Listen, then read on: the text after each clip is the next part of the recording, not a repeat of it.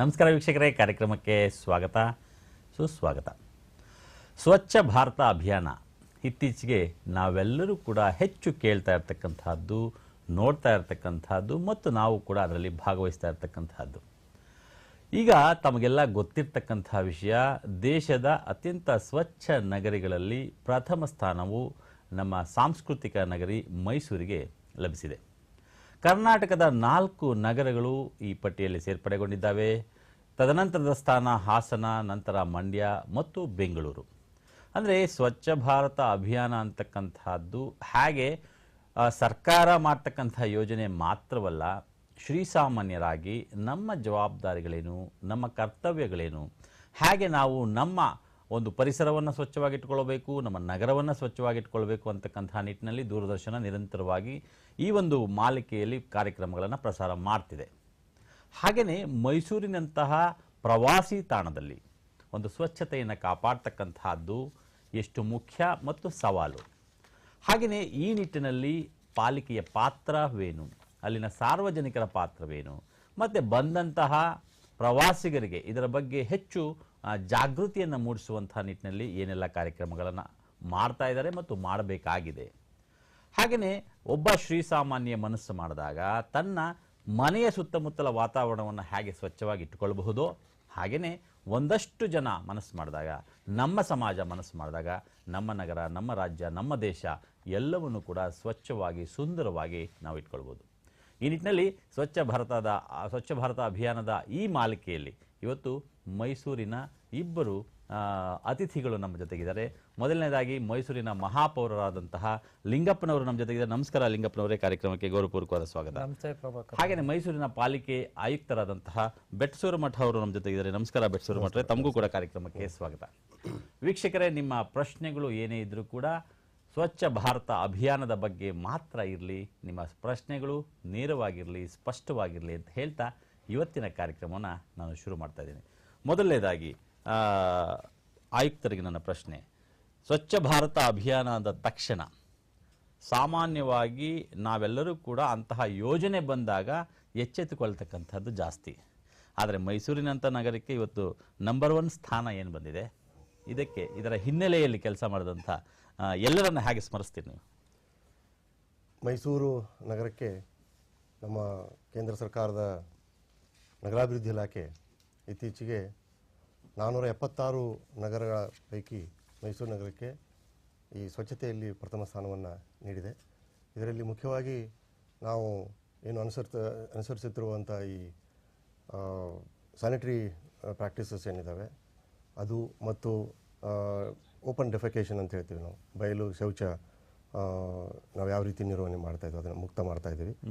ಅದರ ಜೊತೆಗೆ ನಮ್ಮ ಈ ಘನ ತ್ಯಾಜ್ಯ ವಸ್ತು ಯಾವ ರೀತಿ ನಾವು ನಿರ್ವಹಣೆ ಮಾಡ್ತೇವೆ, ಸಾಲಿಡ್ ವೇಸ್ಟ್ ಮ್ಯಾನೇಜ್ಮೆಂಟು, ಆಮೇಲೆ ನಾವು ಯಾವ ರೀತಿ ಶುದ್ಧ ಕುಡಿಯುವ ನೀರನ್ನು ಕೊಡ್ತಾ ಇದ್ದೀವಿ, ಮತ್ತು ಒಟ್ಟಾರೆ ಪರಿಸರವನ್ನು ಯಾವ ರೀತಿ ನಾವು ಸ್ವಚ್ಛವಾಗಿ ಇಟ್ಕೊಂಡಿದ್ದೀವಿ, ಈ ಮಾನದಂಡಗಳನ್ನು ಇಟ್ಕೊಂಡು ನಮಗೆ ಇನ್ನು ಮೈಸೂರು ನಗರಕ್ಕೆ ಪ್ರಥಮ ಸ್ಥಾನ ದೊರೆತಿದೆ.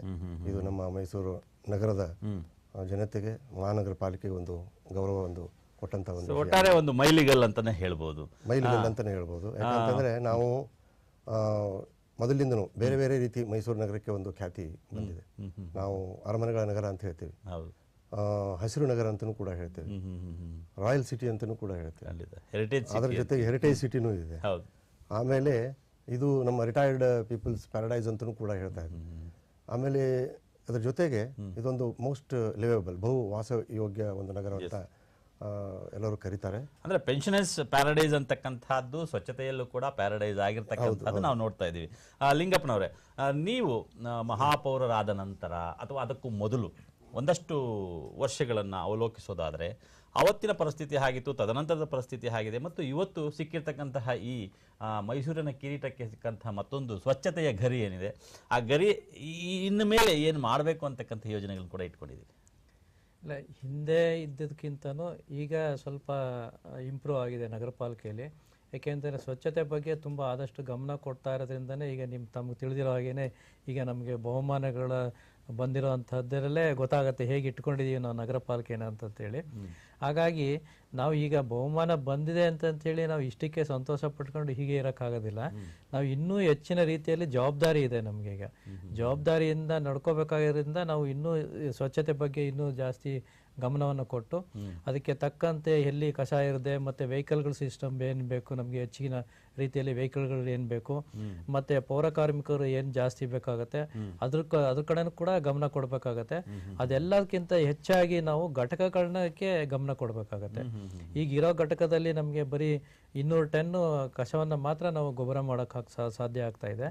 ಹಾಗಾಗಿ ನಾವು ಇನ್ನೂ 2 ಘಟಕಗಳನ್ನ ಮಾಡಬೇಕು ಅಂತಂತೇಳಿ ಈಗಾಗಲೇ ನಾವು ನಗರ ಪಾಲಿಕೆಯಲ್ಲಿ ತೀರ್ಮಾನ ಮಾಡಿಕೊಂಡು ಈಗ ಅದನ್ನು ಸರ್ಕಾರಕ್ಕೂ ಕೂಡ ಅದನ್ನು ಪ್ರಸ್ತಾವನೆಯನ್ನು ಕಳಿಸ್ಕೊಟ್ಟಿದ್ದೀವಿ. ಕೆಸರೆ ಮತ್ತು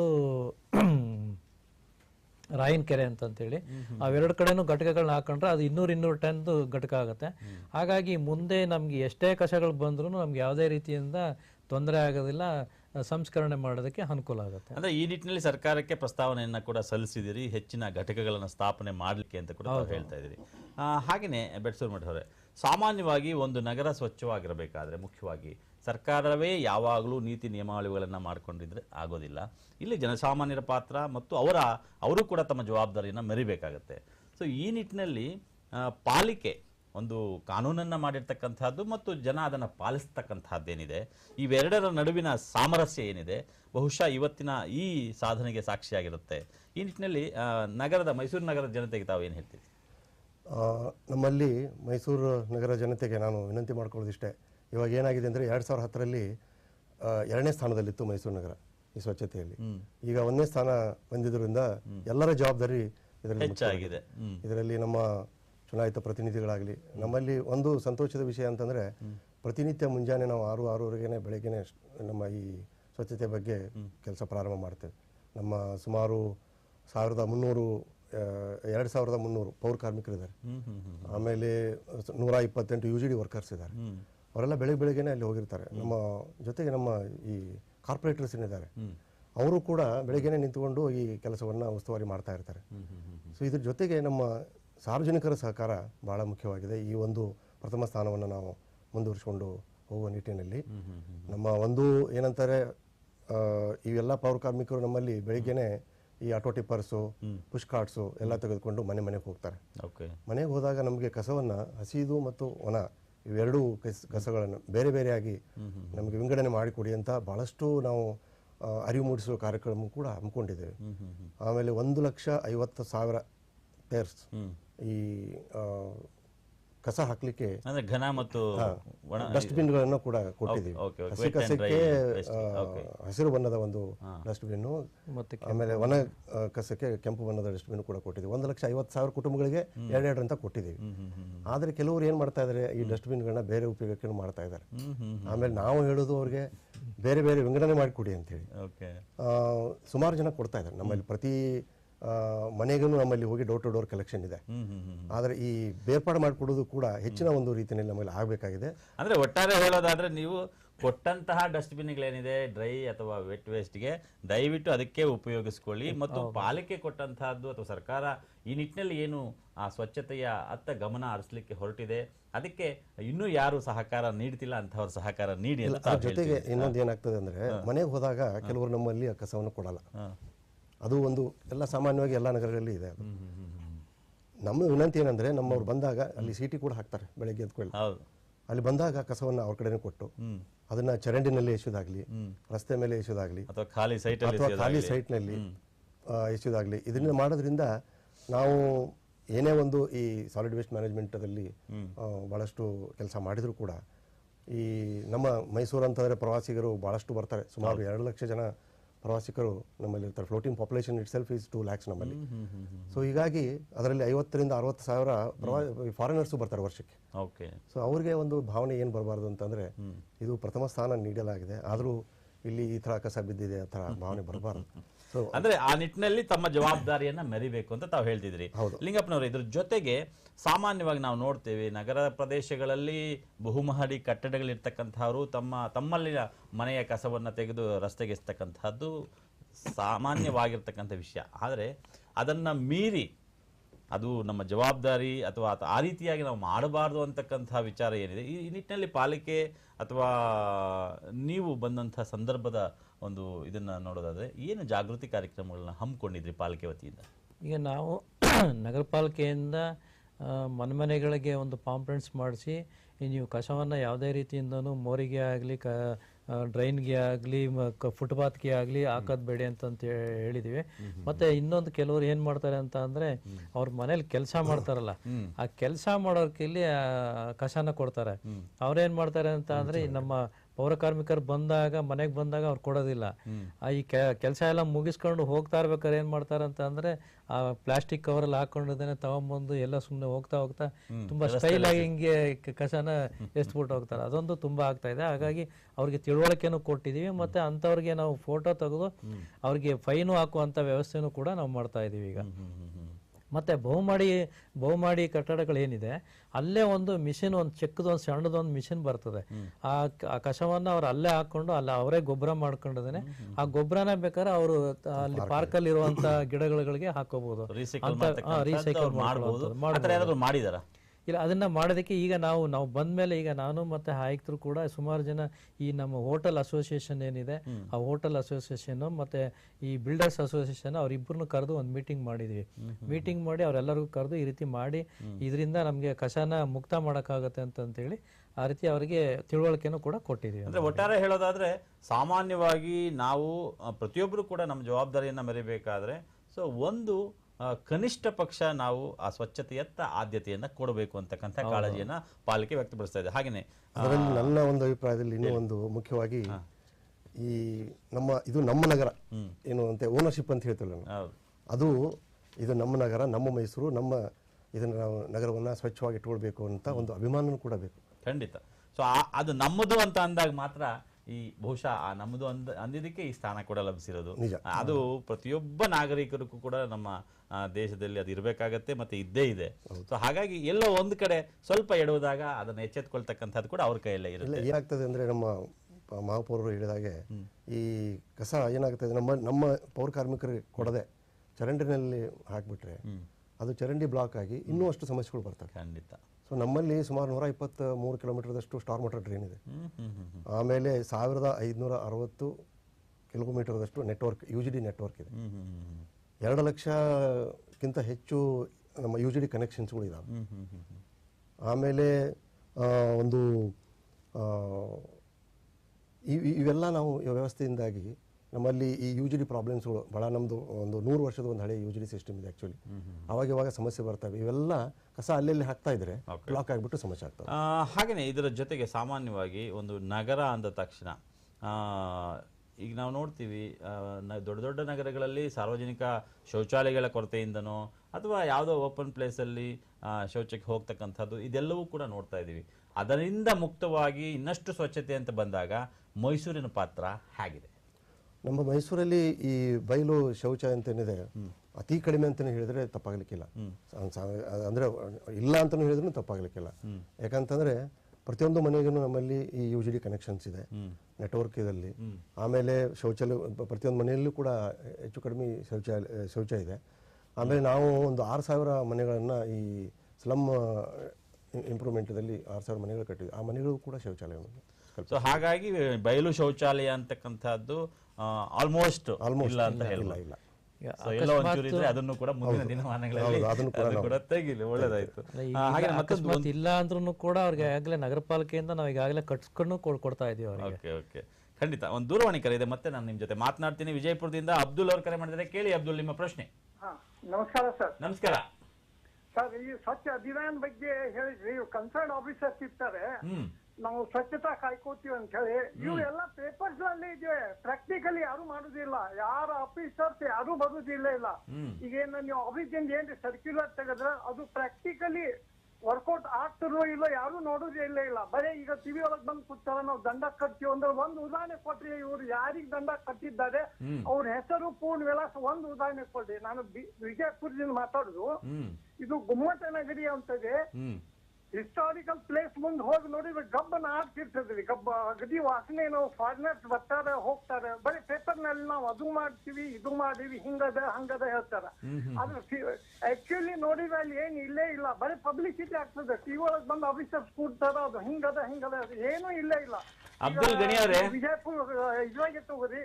ಅಬ್ದುಲ್ ಗಣಿ ಅವರೇ, ನನ್ನ ಮಾತು ಕೇಳಿಸ್ಕೊರಿ. ನೀವು ಯಾರಿಗಾದ್ರೂ ಕಂಪ್ಲೇಂಟ್ ಕೊಟ್ಟಿರೇನ್ರಿ? ಹಲೋ, ತಾಂತ್ರಿಕ ತೊಂದರೆಯಿಂದ ಕರೆ ಕಟ್ಟಾಗಿದೆ. ಸಾಮಾನ್ಯವಾಗಿ ಸಾರ್ವಜನಿಕ ವಲಯದಲ್ಲಿ ಬರ್ತಕ್ಕಂಥ ಪ್ರಶ್ನೆ, ಮೊದಲನೇದಾಗಿ ಆಯುಕ್ತರು ಏನು ಹೇಳ್ತೀರಿ? ಅಂದರೆ ತುಂಬ ವಿಚಾರಗಳು ಪ್ರಾಕ್ಟಿಕಲ್ ಆಗಿ ಇಂಪ್ಲಿಮೆಂಟ್ ಆಗಿರಲ್ಲ. ಅದರಲ್ಲೂ ಪ್ರವಾಸಿ ತಾಣಗಳಲ್ಲಿ ವಿದೇಶಿಯರು ಬರ್ತಾರೆ, ಮತ್ತೆ ಯಾರೋ ಬರ್ತಾರೆ, ಅಂಥವ್ರಿಗೆ ಆ ಸ್ವಚ್ಛತೆ ಇರಲ್ಲ ಅಂತಕ್ಕಂಥ ಇವ್ರ ಪ್ರಶ್ನೆಗೆ ಏನು ಹೇಳ್ತೀರಿ? ಮೊದಲು ಅವರು ಹೇಳೋದ್ರಲ್ಲಿ ಸ್ವಲ್ಪ ಸತ್ಯಾಂಶ ಇದೆ. ಆದರೆ ನಾವು ನಮ್ಮ ಒಂದು ಮಹಾನಗರ ಪಾಲಿಕೆ ಅಧಿಕಾರಿಗಳಿಗೆ ಕಟ್ಟುನಿಟ್ಟಾಗಿ ನಾವು ಸೂಚನೆಗಳನ್ನು ಕೂಡ ನೀಡಿದ್ದೇವೆ. ನಮ್ಮಲ್ಲಿ 9 ಜನ ಎನ್ವಿರಾನ್ಮೆಂಟಲ್ ಇಂಜಿನಿಯರ್ಸ್ ಇದ್ದಾರೆ. ಆಮೇಲೆ ಇದು 2600 ಪೌರ ಕಾರ್ಮಿಕರಿದ್ದಾರೆ. ಅವ್ರಿಗೆ ಎಲ್ಲ ನಾವು ವ್ಯವಸ್ಥೆಯನ್ನು ಕಲ್ಪಿಸಿಕೊಟ್ಟಿದ್ದೇವೆ. ಅದರಲ್ಲಿ ಸುಮಾರು 679 ನಮ್ಮ ಕಾಯಂ ಪೌರ ಕಾರ್ಮಿಕರಿದ್ದಾರೆ. ಉಳಿದಂತೆ ಔಟ್ಸೋರ್ಸಿಂಗ್ ಮೇಲೆ ತೆಗೆದುಕೊಂಡಿದ್ದೇವೆ. ಸಾಕಷ್ಟು ವಾಹನಗಳನ್ನು ಕೂಡ ನಾವು ಪ್ರೊಕ್ಯೂರ್ ಮಾಡಿದ್ದೇವೆ. ಆಮೇಲೆ ನಮ್ಮ ಈ ಹೆಲ್ತ್ ಇನ್ಸ್ಪೆಕ್ಟರ್ಸ್ಗಳು ಅವ್ರು ಏನು ಮಾಡ್ತಾರೆ, ಬೆಳಗ್ಗೆನೆ ಅವರು ಅಟೆಂಡೆನ್ಸ್ ತೆಗೆದುಕೊಳ್ಳಾಗಲಿ ಆ ಕೆಲಸವನ್ನು ಮಾಡ್ತಾರೆ. ಆಮೇಲೆ ನಾವು ಖುದ್ದಾಗಿ ನಾನೇ 6:30-7 ಗಂಟೆಗೆ ಅಂದ್ರೆ ನಾನು ಫೀಲ್ಡ್ನಲ್ಲಿ ಇರ್ತೇನೆ. ಎಲ್ಲ ಒಂದು ಕಡೆ ಸಣ್ಣ ಪುಟ್ಟ ಲೋಪಗಳು ಇರಬಹುದು, ಆದರೆ ಹೆಚ್ಚು ಆ ಲೋಪಗಳನ್ನ ಸರಿಪಡಿಸುವಲ್ಲಿ ಪಾಲಿಕೆ ಅಥವಾ ಮೈಸೂರು ಪಾಲಿಕೆ ಎಲ್ಲ ಪಾಲಿಕೆಗಳು ನಿರಂತರವಾಗಿ ಪ್ರಯತ್ನ ಮಾಡಬೇಕು. ಯಾಕಂದ್ರೆ ಈಗ ಅಬ್ದುಲ್ ಗಣಿ ಅಂತವರು ನಿಮ್ಮ ಸಮಸ್ಯೆ ಏನೇ ಇದ್ರೂ ಕೂಡ ನೇರವಾಗಿ ಒಂದು ಮಹಾಪೌರರು ಇರ್ಬೋದು ಅಥವಾ ಒಂದು ಆಯುಕ್ತರಿಗೆ ನೀವು ಮನವಿಯನ್ನ ಅಥವಾ ದೂರನ್ನ ಸಲ್ಲಿಸಬಹುದು ಅಂತ ಹೇಳ್ಬೋದು. ನಮ್ಮಲ್ಲಿ ವ್ಯವಸ್ಥೆ ಹೇಗಿದೆ ಅಂತಂದ್ರೆ, ನಮ್ದು 24x7 ಕಂಟ್ರೋಲ್ ರೂಮ್ ಇದೆ. ಆಮೇಲೆ 8 ನಾವು ದೂರವಾಣಿ ಕರೆಗಳನ್ನ ಅಲ್ಲಿ ದೂರವಾಣಿ ಇಟ್ಟಿದ್ದೀವಿ. ಅದರಲ್ಲಿ 2 ಮೊಬೈಲ್ಗಳು ಕೂಡ ಇದಾವೆ. ಪ್ರತಿನಿತ್ಯ ನಮಗೆ ಸಾಕಷ್ಟು ದೂರುಗಳು ಬರ್ತಾ ಇರ್ತವೆ. ಆ ದೂರ ಬಂದ ತಕ್ಷಣನೇ ನಮ್ಮಲ್ಲಿ ಆ ಕಂಟ್ರೋಲ್ ರೂಮ್ನಿಂದ ಕನ್ಸರ್ನ್ಡ್ ಆಫೀಸರ್ಗೆ UGD ಸಮಸ್ಯೆ ಇದ್ದರೆ UGD ಅವ್ರಿಗೆ ಹೇಳ್ತಾರೆ, ಇನ್ಸ್ಪೆಕ್ಟರ್ಗೆ. ಆ ನಂತರ ಈ ಹೆಲ್ತ್ ಇನ್ಸ್ಪೆಕ್ಟರ್ಗೆ, ಎನ್ವಿರಾನ್ಮೆಂಟ್ ಇಂಜಿನಿಯರ್ಸ್ಗೆ, ಹೆಲ್ತ್ ಆಫೀಸರ್ಗೆ ಎಲ್ಲರಿಗೂ ಕಮ್ಯುನಿಕೇಟ್ ಆಗುತ್ತೆ. ಆಮೇಲೆ ನನಗೆ ನೇರವಾಗಿ ನನಗೆ ವಾಟ್ಸಪ್ದಲ್ಲೂ ಕೂಡ ಸಾಕಷ್ಟು ಮೆಸೇಜ್ಗಳು ಬರ್ತವೆ, ಫೋಟೋಗಳು ಬರ್ತವೆ. ಸೊ ಇಮಿಡಿಯೇಟ್ಲಿ ನಾವು ಅದನ್ನು ಅಟೆಂಡ್ ಮಾಡ್ತಾ ಇದ್ದೀವಿ.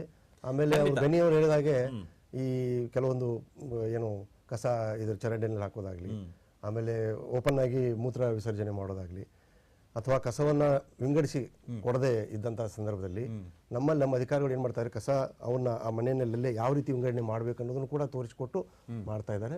ದಂಡವನ್ನು ನಾವು ಹಾಕಿದ್ದೀವಿ, ಪತ್ರಿಕೆನಲ್ಲೂ ಕೂಡ ಪ್ರಕಟ ಮಾಡಿದ್ದೀವಿ. ಸೊ ಬರೀ ಅದು ಪತ್ರಿಕಾ ಪ್ರಕಟಣೆ ಮಾತ್ರ ಅಲ್ಲ, ಖಂಡಿತ ದಂಡ ಹಾಕಿದ್ದೀರಾ ಅಂತ ಆಯುಕ್ತರು ಹೇಳ್ತಿದ್ದಾರೆ. ಗಣಿ ಅವರೇ ಕೇಳಿಸ್ಕೊಳ್ಳಿ, ಬಹುಶಃ ನಿಮ್ಮ ಪ್ರಶ್ನೆಗೆ ಉತ್ತರ ಸಿಕ್ಕಿದೆ ಅಂತ ನಾನು ಭಾವಿಸ್ತೀನಿ.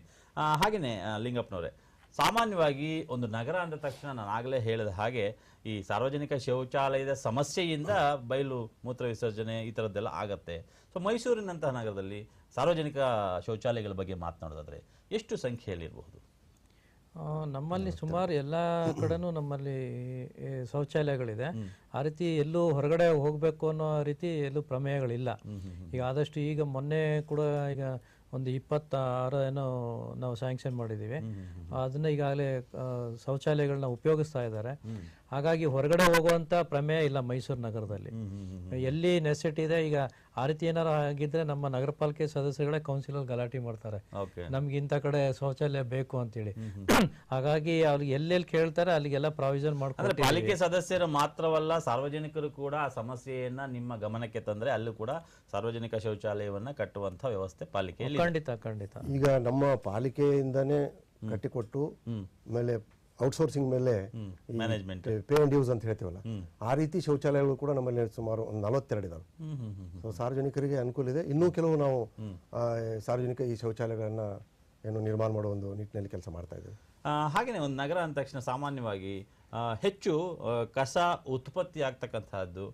ಒಂದು ದೂರವಾಣಿ ಕರೆ ಇದೆ, ನಾನು ಮತ್ತೆ ನಿಮ್ಮ ಜೊತೆ ನಾನು ಮಾತನಾಡ್ತೀನಿ. ಹಲೋ ಹಲೋ ಹಲೋ, ನಮಸ್ಕಾರ ಸರ್. ನಮಸ್ಕಾರ, ಶಿಕಾರಿಪುರದಿಂದ ಅನಿಲ್ ಕುಮಾರ್ ಅವರೇ, ಪ್ರಶ್ನೆ ಕೇಳಿ. ನಮಸ್ಕಾರ ಸರ್. ನಿಮಗೂ ಮತ್ತು ಮೈಸೂರು ನಗರದ ಅಧಿಕಾರಿಗಳ ಆಯುಕ್ತರು ಮತ್ತು ಇನ್ನೊಬ್ಬ ಅಧಿಕಾರಿಗಳಿಗೂ ಆರ್ಥಿಕ ಶುಭಾಶಯಗಳು. ಯಾಕೆಂದ್ರೆ ಅವರು ಮೈಸೂರು ಮೈಸೂರನ್ನ ಸ್ವಚ್ಛ ಭಾರತ ಇದರಲ್ಲಿ ನಿರ್ಮಲ ಜಿಲ್ಲೆ ತಂದು ಪಡೆದಿದ್ದಕ್ಕೆ ಬಹಳ ಸಂತೋಷ ಆಗಿದೆ. ಸ್ವಚ್ಛ ನಗರ ತಂದು ಒಂದು ಪ್ರಶ್ನೆ ಪಡೆದಕ್ಕೆ ಅವರಿಗೆ ಆರ್ಥಿಕ ಶುಭಾಶಯಗಳು ಸರ್. ಕಂಗ್ರಾಚುಲೇಷನ್ಸ್. ಅವ್ರಿಗೆ ಹೇಳಿ, ಅವರೇ ನಿಮ್ಗೆ ಉತ್ತರ ಕೊಡ್ತಾರೆ. ಧನ್ಯವಾದಗಳು. ಆಮೇಲೆ ಒಂದೊಂದು ಸಮಸ್ಯೆ ಇದೆ ಸರ್. ಮೈಸೂರು ನಗರದಂತಹ ಜನನಿಬಿಡ ಪ್ರದೇಶದಲ್ಲಿ ಹಾ, ಸಣ್ಣ ಮನೆ ಇರ್ತಕ್ಕಂಥ ಸ್ಥಳದಲ್ಲಿ ಹಾ, ಅವ್ರಿಗೆ ಜೀವ ಅಲ್ಲಿ ಇರ್ಲಿಕ್ಕೆ ಸಾಕಷ್ಟು ಜಾಗ ಇರ್ತಕ್ಕಂಥ ಸಂದರ್ಭದಲ್ಲಿ ಹ್ಮ್. ಆಮೇಲೆ ಅವರಿಗೆ ಶೌಚಾಲಯ ಕಟ್ಕೊಳ್ಳೋದಕ್ಕೆ ಅವ್ರಿಗೆ ಜಾಗ ಇಲ್ಲದಾಗ ಹೊರಗಡೆ ಬೇಗಡೆ ಇದ್ದಾಗ ಮನೆಯಲ್ಲೂ ಇಲ್ಲ ಹೊರಗಡೆನೂ ಇಲ್ಲ ಅಂತವ್ರಿಗೆ ಯಾವ ರೀತಿ ಕ್ರಮ ಕೈಗೊಂಡ್ರಿ ಸರ್ ನೀವು? ಅಂದ್ರೆ ಮನೆ ಇಲ್ಲದವರಿಗೆ ಸೂರ್ಯ ಹಾಗೆ ನಿರ್ಮಾಣ ಮಾಡ್ಕೊಡ್ತೀರಿ ಅಂತ ನಿಮ್ ಪ್ರಶ್ನೆ? ಅಲ್ಲ ಮನೆ ಇದೆ, ಹಾ. ಮನೆಯಲ್ಲಿ ಶೌಚಾಲಯ ಕಟ್ಲಿಕ್ಕೆ ಜಾಗ ಇಲ್ಲ, ಹೊರಗಡೆನೂ ಜಾಗ ಇಲ್ಲ, ಜಮೀನ್ ಇಲ್ಲ ಅಥವಾ ಏನಿಲ್ಲ, ಅಲ್ಲಿ ಅವ್ರ ಪಕ್ಕದಲ್ಲೂ ಜಾಗ ಇಲ್ಲ. ಹ್ಮ್. ಅವತ್ತವ್ರಿಗೆ ಯಾವ ರೀತಿ ಕ್ರಮ ಕೈಗೊಂಡ್ರಿ ಸರ್ ನೀವು? ಒಳ್ಳೆ ಪ್ರಶ್ನೆ ಕೇಳಿದಿರಿ. ಮನೆ ಇದ್ದು ಆಕ್ಚುಲಿ ಮನೆ ಕಟ್ಟುವಾಗ ಶೌಚಾಲಯ ನಿರ್ಮಾಣ ಮಾಡ್ತಕ್ಕಂಥ ಸಹಜ. ಸಪೋಸ್ ಅಂಥವ್ರಿಗೆ ಇಲ್ಲ ಅಂದ್ರೆ ಏನ್ ಮಾಡ್ತೀರಿ ಅಂತಕ್ಕಂಥದ್ದು? ಅಲ್ಲ, ಇರೋ ಮನೆಗಳಲ್ಲೇ ಅವ್ರಿಗೆ ಅಡ್ಜಸ್ಟ್ ಮಾಡಿ ಮಾಡ್ಬೇಕಾಗತ್ತೆ. ಇಲ್ಲ ಅಂತಂದ್ರೆ ನಾವೇನ್ ರಸ್ತೆಯಲ್ಲಿ ಮಾಡಕ್ಕಾಗಲ್ಲ, ಇಲ್ಲ ಫುಟ್ಪಾತ್ ಅಲ್ಲೂ ಮಾಡಕ್ಕಾಗೋದಿಲ್ವಲ್ಲ. ಅದು ಪ್ರಾವಿಷನ್ ಇಲ್ಲ ಆ ರೀತಿ ಮಾಡೋದಕ್ಕೆ. ಆಮೇಲೆ ಜೊತೆಗೆ ಏನ್ ಮಾಡಿದ್ದಾರೆ ನಮ್ಮ ಮಹಾಪೌರ್ ಹೇಳಿದಾಗೆ, ಆ ಮನೆ ಒಂದು ಹೊಂದ್ಕೊಂಡೇನೆ ನಮ್ಮ UGD ಇದ್ರ ಮೇಲೆ ಡ್ರೈನ್ ಮೇಲೇನು ಕೆಲವು ಕಟ್ಕೊಂಡಿದ್ದು ಉದಾಹರಣೆಗಳು ಇದಾವೆ. ಈಗ ಅವನ್ನ ನಾವು ಕೆಲವೊಂದ್ಸಲ ತೆರವುಗೊಳಿಸಬೇಕು, ಅಕ್ರಮ ನಿರ್ಮಾಣಗಳು ಒಟ್ಟು ಆ ರೀತಿ ಮಾಡ್ಕೊಂಡಿದ್ದಾರೆ. ಆಮೇಲೆ ಈಗ ನಮ್ಮ ಸ್ವಚ್ಛ ಭಾರತ ಅಭಿಯಾನದಲ್ಲಿ ಈ ಇಂಡಿವಿಜುವಲ್ ಟಾಯ್ಲೆಟ್ಸ್ ಕಟ್ಟೋದಾಗ್ಲಿ, ನಮ್ಮ ಈ 24.10 ಅಂತ ಹೇಳ್ತೀವಿ ಅದರಲ್ಲಿ 3%, 7% ಕೂಡ ನಮ್ಮ ಏನು ಶಾಲೆಗಳಿಗೂ ಕೂಡ ಈ ಶೌಚಾಲಯ ಕೊಡೋ ನಿಟ್ಟಿನಲ್ಲಿ ಅದನ್ನು ನಾವು ಅಂದ್ರೆ ಆ ರೀತಿ ಸಾರ್ವಜನಿಕರೇ ಆಗ್ಲಿ ಯಾರೇ ಮನೆ ಕಟ್ಟುವಾಗ ಆಗ್ಲಿ ನಮ್ಗೆ ಬೆಡ್ರೂಮ್ಗೆ ಜಾಸ್ತಿ ಜಾಗ ಬೇಕು ಅಂತ ಹೇಳ್ಬಿಟ್ಟು ಟಾಯ್ಲೆಟ್ ಕಟ್ಟದೇ ಇರೋದಾಗ್ಲಿ, ಅಥವಾ ನನಗೆ ಹಾಲ್ಗೆ ಜಾಸ್ತಿ ಬೇಕು ಅಂತ ಟಾಯ್ಲೆಟ್ ಕಟ್ಟದೇ ಇರೋದು, ಅದು ಬಹುಶಃ ನಮ್ಮ ಮೂರ್ಖತನವಾಗುತ್ತೆ. ಯಾಕಂದ್ರೆ ಒಂದು ಮನೆಗೆ ಬೇಕಾದಂಥ ಎಲ್ಲ ವ್ಯವಸ್ಥೆಗಳನ್ನು ಕೂಡ ಮಾಡ್ಕೊಳ್ಬೇಕೇ ವಿನಃ ಸೊ ಈ ರೀತಿ ಸರ್ಕಾರ ಕಟ್ಕೊಡುತ್ತೆ ಅಂತನೋ ಅಥವಾ ಸಾರ್ವಜನಿಕ ಶೌಚಾಲಯ ಇದೆ ಅಂತಕ್ಕಂಥ ಅದು ಬಹುಶಃ ಅದು ಸ್ವಲ್ಪ ದಡ್ಡತನ ಆಗುತ್ತೆ. ಹಾಗಾಗೋದು ಬೇಡ ಅಂತ ನಾವು ಹೇಳೋಣ. ಒಂದು ದೂರವಾಣಿ ಕರೆ ಇದೆ, ಯಾರು ಅಂತ ನೋಡೋಣ. ಹಲೋ, ಕೈಲಾಶ್ ಕುಮಾರ್ ಅವರು ಮೈಸೂರಿಂದ ಕರೆ ಮಾಡಿದ್ದಾರೆ. ಕೇಳಿ ಕೈಲಾಶ್ ಕುಮಾರ್, ನಿಮ್ಮ ಪ್ರಶ್ನೆ. ಬೆಟ್ಕೂರ್ ಸಾಹೇಬ್ರಿಗೆ ಸ್ವಚ್ಛ ಭಾರತ ಇದು ಮೈಸೂರು ನಂಬರ್ 1 ಮಾಡ್ಕೊಟ್ಟಿದ್ದಕ್ಕೆ ಥ್ಯಾಂಕ್ಸ್ ಸರ್. ತಮ್ಮಲ್ಲಿ ಒಂದು ಕ್ವಶನ್ ಕೇಳಿ. ಹಲೋ ಕೇಳಿ. ಸರ್, ತಾವು 1 ತಿಂಗಳು ಹಿಂದೆ ಫುಟ್ಪಾತ್ನೆಲ್ಲ ಕ್ಲಿಯರ್ ಮಾಡಿಸಿದ್ರಿ. ಪುನಃ ಫುಟ್ಪಾತ್ ಅಲ್ಲಿ ಮಾರಾ ಪದಾರ್ಥಗಳೆಲ್ಲ ಪುನಃ ಶುರು ಆಗಿದೆ. ಪ್ಲಸ್ ಎಳ್ನೀರ್ ಅವರೆಲ್ಲ ಕೊಚ್ಚಿ ಕುಡ್ದು ಅಲ್ಲೇ ಎಳ್ನೀರ್ ಕುಡ್ದು ರೋಡ್ಲೇ ಎಸಿತವ್ರೆ.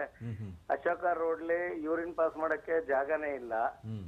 ಫುಲ್ ಅಶೋಕ ರೋಡ್ 1 ಕಿಲೋಮೀಟರ್ ಅಷ್ಟು ಉದ್ದ ಇರೋ ಅಶೋಕ ರೋಡ್ಲಿ ಯೂರಿನ್ ಪಾಸ್ ಮಾಡಕ್ ಜಾಗಗಳಿಲ್ಲ. ತಾವು ದಯವಿಟ್ಟು ಈ ಫುಟ್ಪಾತ್ ಕ್ಲಿಯರೆನ್ಸ್ ಮಾಡಿಸ್ಬೇಕು. ಬಸ್ ಸ್ಟ್ಯಾಂಡ್ ಹತ್ರ, ಪ್ಯಾಲೇಸ್ ಹತ್ರ, ಹೆರಿಟೇಜ್ ಬಿಲ್ಡಿಂಗ್ ಗಳ ಹತ್ರ ತಾವು ಕ್ಲಿಯರ್ ಮಾಡಿಸಿ ಪುನಃ ಚಾಲು ಆಗಿದೆ. ಗಾಂಧಿ ಸ್ಕ್ವೇರ್ ಹತ್ರ ಎಲ್ಲ. ನಮ್ಮ ಮೈಸೂರಿಗೆ ಬಹಳ ಬಿರುದು ತಂದ್ಕೊಟ್ಟ ಬೆಟ್ಕೂರ್ ಸಾಹೇಬ್ರಿಗೆ ನಮ್ಮ ಕಡೆಯಿಂದ ನಮಸ್ಕಾರ, ಧನ್ಯವಾದ. ನಿಮ್ಮ ಪ್ರಶಂಸೆಯನ್ನ ಅವ್ರಿಗೆ ತಲುಪಿಸಿದೀನಿ, ಅದಕ್ಕೆ ಅವರು ಧನ್ಯವಾದ. ನಿಮಗೂ ಸಹ ಧನ್ಯವಾದಗಳು. ನಿಮ್ಮ ಒಂದು ಅಭಿಮಾನ ಇಟ್ಕೊಂಡು ನಮಗೆ ಈ ಒಂದು ಕಾಂಪ್ಲಿಮೆಂಟ್ಸ್ ಕೊಟ್ಟಿದ್ದೀರಿ. ಈಗ ತಾವು ಹೇಳಿದ ಸಮಸ್ಯೆಗಳ ಬಗ್ಗೆ ಈಗ ನಾನು ಕಳೆದ ಒಂದು ವರ್ಷದ ಅವಧಿಯಲ್ಲಿ ಸಾಕಷ್ಟು ಈ ಒಂದು ಸರ್ವೋಚ್ಚ ನ್ಯಾಯಾಲಯದ ಒಂದು ನಿರ್ದೇಶನದ ಮೇರೆಗೆ ಫುಟ್ಪಾತ್ಗಳನ್ನ ಬಹಳ ಕ್ಲಿಯರ್ ಮಾಡಿದ್ದೀವಿ ಈಗಾಗಲೇ. ಅದರಲ್ಲಿ ಏನು ಮಾಡ್ತಾ ಇದ್ರು ಅಂದರೆ, ಈ ನಮ್ಮ ಪಾನಿಪುರಿ ಮಾರೋರಾಗಲಿ ಇದು ಆಗಲಿ ಅನ್ಹೈಜಿನಿಕ್ ಒಂದು ಫುಡ್ ಕೊಡೋದಾಗಲಿ, ಆಮೇಲೆ ರಸ್ತೆಗಳನ್ನ ಈ ಫುಟ್ಪಾತ್ಗಳನ್ನ ಪಾದಚಾರಿಗಳಿಗೆ ಅಲ್ಲಿ ತೊಂದರೆ ಮಾಡಿ ಅಲ್ಲಿ ಎಲ್ಲ ಅಲ್ಲೇನೆ ಕೈ ತೊಳೆದು ಆಗಲಿ ಅಥವಾ ಅಲ್ಲೇ ಹೊಲಸು ಮಾಡೋದಾಗಲಿ ಹಂಗೆ ಬಿಟ್ಟು ಹೋಗೋದಾಗಲಿ ಮಾಡ್ತಾ ಇದ್ರು. ಸೊ ಈ ನಿಟ್ಟಿನಲ್ಲಿ ಬಹಳಷ್ಟು ನಾವು ತೆರವುಗೊಳಿಸಿದ್ದೇವೆ. ಈಗ ಏನಾಗಿದೆ ಅಂದರೆ, ಇನ್ನೂ ಕೆಲವು ಒಂದು ಗಾಂಧಿ ಸ್ಕ್ವೇರ್ದಲ್ಲೇ ಈ ಬಟ್ಟೆ ವ್ಯಾಪಾರ ಮಾಡ್ತಾ ಇದ್ರು, ಅವ್ರಿಗೆ ನಾವು ಆಲ್ಟರ್ನೇಟಿವ್ ಜಾಗನೂ ಕೂಡ ಕೊಟ್ಟಿದ್ದೀವಿ. ಇನ್ನೊಂದಿಷ್ಟು ಜನ ಬೇರೆ ಅನಧಿಕೃತವಾಗಿ ಬಂದ್ಬಿಟ್ಟಿದ್ದಾರೆ ಅಲ್ಲಿ. ಸೊ ಈಗ ಆ ಎಲ್ಲ ಈಗ ಯಾವ್ದು ಸಮಸ್ಯೆಗಳು ಸಾಲ್ವ್ ಆಗಿದೆ, ಉಳಿದಂತ ಸಮಸ್ಯೆಗಳನ್ನು ಸಾಲ್ವ್ ಮಾಡೋ ನಿಟ್ಟಿನಲ್ಲಿ ತಾವು ಕ್ರಮ ಕೈಗೊಳ್ತೀರಿ. ಈಗ ಇನ್ನೂ ಒಂದು ನಾವು ಈಗ ಹೊಸ ವಿಚಾರವನ್ನು ಹೇಳೋದಾದ್ರೆ, 25 ಕಡೆ ನಾವು ಈಗ ಈ ರಸ್ತೆ ಬದಿ ವ್ಯಾಪಾರಸ್ಥರಿಗೆ ಸ್ಥಳವನ್ನ ಗುರುತಿಸಿಕೊಟ್ಟಿದ್ದೇವೆ. ನಮ್ಮ ನ್ಯಾಷನಲ್ ಅರ್ಬನ್ ಲೈವ್ಲಿಹುಡ್ ಮಿಷನ್ ಅಂತ ಒಂದು ಯೋಜನೆ ಇದೆ. ಅದರಲ್ಲಿ ನಾವು ಈ ಬೀದಿ ಬದಿ ವ್ಯಾಪಾರಸ್ಥರಿಗೆ ಬಹಳಷ್ಟು ಅನುಕೂಲ ಕೊಡ್ಲಿಕ್ಕೆ ಅವಕಾಶನೂ ಕೂಡ ಇದೆ. ಆ ನಿಟ್ಟಿನಲ್ಲಿ ಕೆಲಸ ಮಾಡ್ತಾರೆ. ಹಾಗಾಗಿ ಒಂದು ಕೈಲಾಶ್ ಕುಮಾರ್ ಅವರಿಗೆ ಒಂದು ಮುಂದಿನ ದಿನಮಾನಗಳಲ್ಲಿ ಈಗ ಯಾರು ಮತ್ತೆ ಆಕ್ಯುಪೈ ಮಾಡ್ಕೊಂಡಿದ್ದಾರೆ ಅದನ್ನು ಕೂಡ ತೆರವುಗೊಳಿಸುವಂತಹ ಒಂದು ಭರವಸೆಯನ್ನು ಕೊಡಬಹುದು ತಾವು? ನಿಜವಾಗ್ಲು ಕೊಡಬಹುದು. ಆಮೇಲೆ ಈಗ ಜೊತೆಗೆ ಇನ್ನೊಂದು, ನಮ್ಮ ಈ ಬೀದಿ ಬದಿ ವ್ಯಾಪಾರಸ್ಥರು ಏನಿದಾರಲ್ಲ, ಅದರಲ್ಲಿ ಒಳ್ಳೆಯ ಒಂದು ಆಹಾರ ಪದಾರ್ಥವನ್ನು, ಫುಡ್ ಅನ್ನ, ಕ್ಲೀನ್ ಫುಡ್ ಕೊಡೋ ಒಂದು ನಿಟ್ಟಿನಲ್ಲಿ ಈಗ 2 ಕಡೆ ನಾವು ಸ್ಥಳವನ್ನು ಗುರುತಿಸಿದ್ದೇವೆ. ಒಂದು ಬಲ್ಲಾಳ್ ಸರ್ಕಲ್ದಲ್ಲಿ, ಆಮೇಲೆ ಇನ್ನೊಂದು ನಮ್ಮ ಸೈಂಟ್ ಫಿಲೋಮಿನಾ ಕಾಲೇಜ್ ಎದುರಿನಲ್ಲಿ. ಅಲ್ಲಿ ಎಲ್ಲ ಫುಟ್ಪಾತ್ ಮಾಡಿ ಒಂದು ಹೈಟೆಕ್ ತರ ಫುಡ್ ಸ್ಟ್ರೀಟ್ ತರ ಮಾಡ್ತೀವಿ. Food street, clean food street, ಸ್ವಚ್ಛ ಹೈಜೀನ್ ಆಗಿರ್ತಕ್ಕಂಥ ಒಂದು ಫುಡ್ ಸ್ಟ್ರೀಟ್ ವ್ಯವಸ್ಥೆ ಮಾಡಿಕೊಟ್ಟಿದ್ದೀರಿ. ಧನ್ಯವಾದ. ಒಂದು ದೂರವಾಣಿ ಕರೆ ಇದೆ, KJ ರತ್ನ ಅವರು ಮಂಡ್ಯದಿಂದ. ಕೇಳಿ ರತ್ನ ಅವರ ನಿಮ್ಮ ಪ್ರಶ್ನೆ. ನಮಸ್ಕಾರ ಪ್ರಭಾಕರ್ ಸರ್. ನಮಸ್ಕಾರ ಮಾನಿಯರಿಗೆ. ನಮಸ್ಕಾರ. ಸ್ವಚ್ಛ ನಗರ ಅಂತ ಮೈಸೂರು ಡಿಕ್ಲೇರ್ ಆಗಿರೋದು ತುಂಬಾ ಸಂತೋಷ. ಆದ್ರೆ ನಾನು ಮಂಡ್ಯದೊಳಗಾಗಿ ಸ್ವಚ್ಛ ಅಭಿಯಾನದಲ್ಲಿ ನಾನು ಅಟ್ಲೀಸ್ಟ್ ಒಂದು ಒಂದು ಅರ್ಧದಷ್ಟು ನಾನು ಪಾಲ್ಗೊಂಡಿದ್ದೀನಿ ಅಂತ ನಾನು ಹೆಮ್ಮೆಯಿಂದ ಹೇಳ್ಕೊಂತೀನಿ. ಯಾಕೆ ನಾನು ದೈಹಿಕ ಶಿಕ್ಷಣ ಶಿಕ್ಷಕಿಯಾಗಿ ಶಾಲೆಗಳಲ್ಲೂ ಸಹ ಒಂದು ಸ್ವಚ್ಛ ಭಾರತ ಆಗಿರ್ಬೋದು ಅಥವಾ ನಮ್ಮ ಸುತ್ತಮುತ್ತಲು ಪರಿಸರದಲ್ಲೂ ಸ್ವಚ್ಛ ಭಾರತದಲ್ಲಿ ನಾನು ಖಂಡಿತ ನೇರವಾಗಿ ಪ್ರಶ್ನೆ ಕೇಳಿಮಾ.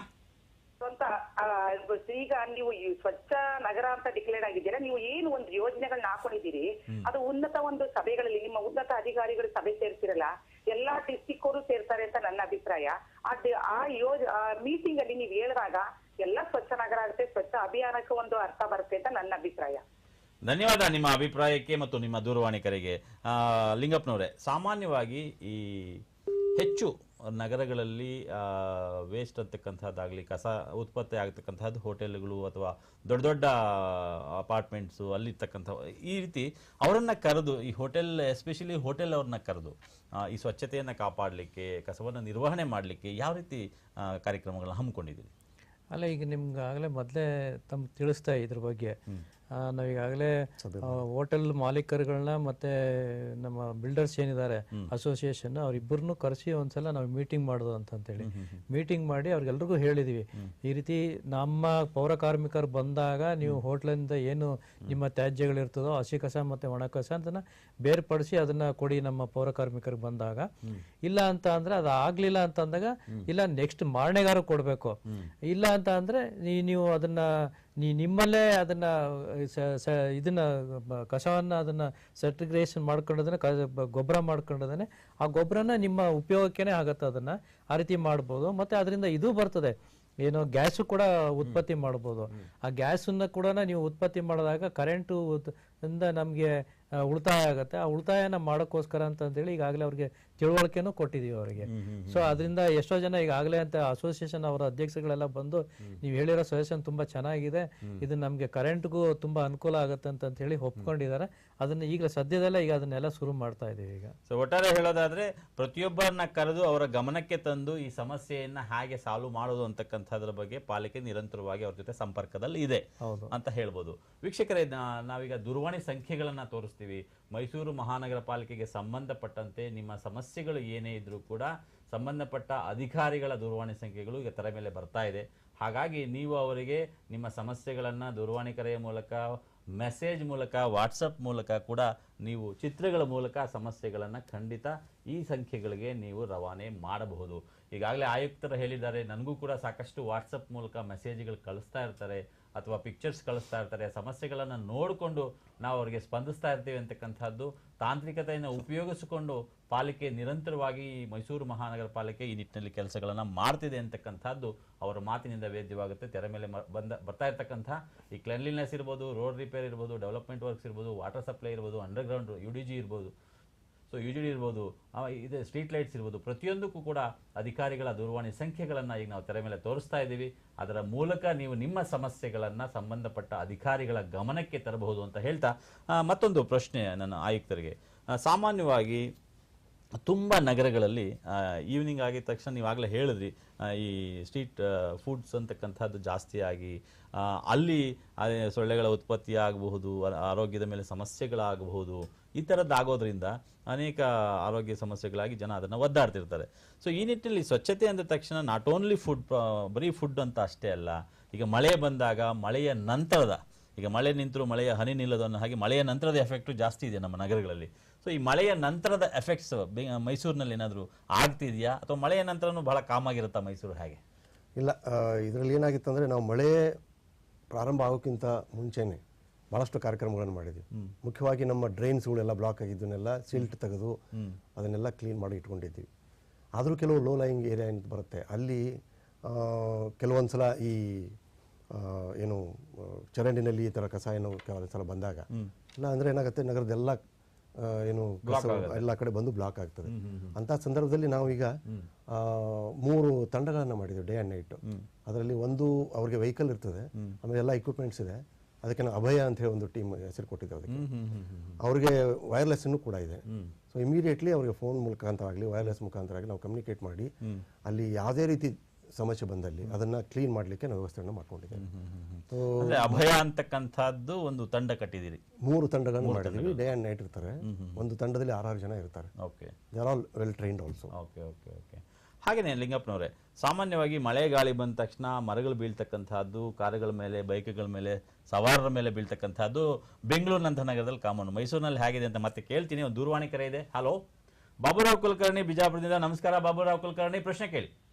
ಸರ್, ಈಗ ಸ್ವಚ್ಛ ಭಾರತ ಅಭಿಯಾನ ಯೋಜನೆ ಯಶಸ್ವಿಯಾಗುವ ಹಿನ್ನೆಲೆಯಲ್ಲಿ ಕಾಲೇಜ್ ವಿದ್ಯಾರ್ಥಿಗಳನ್ನ ಮತ್ತು ಯುವಜನರನ್ನ ಯಾವ ರೀತಿಯಾಗಿ ನೀವು ಭಾಗವಹಿಸುವ ಹಾಗೆ ಅವರನ್ನ ಆಕರ್ಷಣೆ ಮಾಡ್ತಾರೆ? ಭಾಳ ಚಲೋ ಪ್ರಶ್ನೆ ಕೇಳಿರಿ. ಈ ಉತ್ತರ ನಿಮ್ಮ ಪ್ರಶ್ನೆಯನ್ನು ನಾನು ಆಯುಕ್ತರಿಗೆ ವರ್ಗ ಮಾಡ್ತೇನೆ.